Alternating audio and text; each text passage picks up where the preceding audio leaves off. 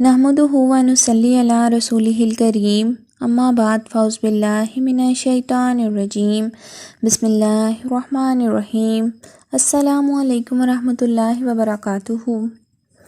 हम लोगों ने पहले चार फ़र्ज़ नमाज की अदायगी का तरीका जाना, फिर हम लोगों ने सुन्नत मौक़िदा और सुन्नत गैर मौक़िदा की अदायगी का तरीका जाना।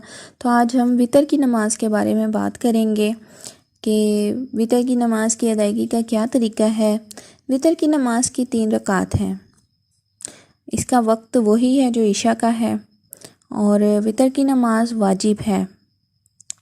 इसका तरीका ये है कि 3 रकात नमाज वितर की नियत करके नमाज शुरू करें और 2 रकते हस्ब मामूल पढ़कर कादा में बैठें और अब्दुहु व रसूलुहु तक अत्तहियात पढ़कर तीसरी रकत के लिए खड़े हो जाएं।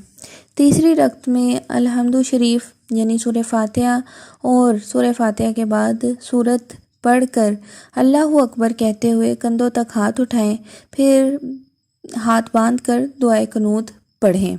इसके बाद रुकू और सुजूद में जाकर मामूल के मुताबिक अपनी नमाज मुकम्मल करें।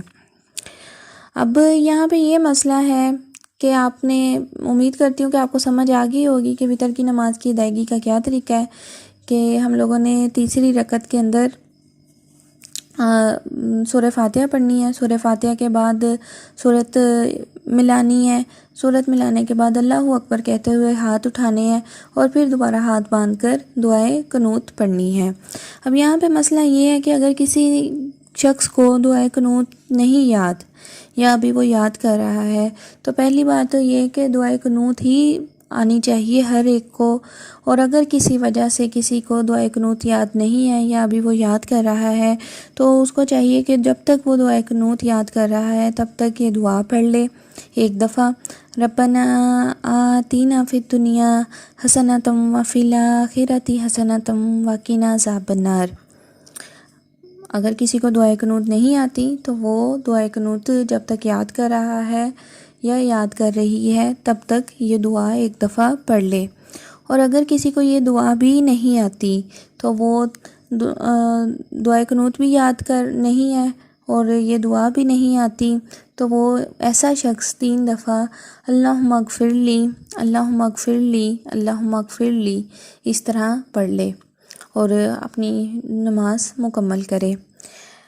तो ये था वितर की नमाज का तरीका कि अगर पहली बात तो ये है कि दुआए कुनूत पढ़नी होती है और दुआए कुनूत पढ़ने का मैंने आपको तरीका बता दिया है। अगर किसी को दुआए कुनूत नहीं आती तो वो एक दफ़ा ये दुआ पढ़ ले और अगर किसी को वो दुआ भी नहीं आती तो वो 3 दफ़ा अल्लाहुम्मा अग़फ़िरली पढ़ ले।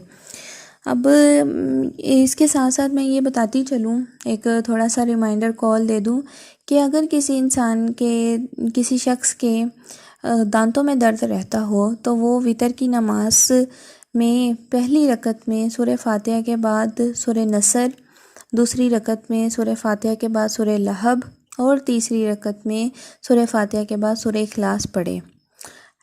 अगर कोई शख्स इस तरह वितर की नमाज़ पढ़ने की पाबंदी करता है तो इंशाअल्लाह ताला अल्लाह ताला के हुक्म से इस तरह वितर की नमाज़ पढ़ने से, यानी वितर की नमाज़ में ये सूरतें पढ़ने से ऐसे शख्स के दांतों में कभी भी दर्द नहीं होगा।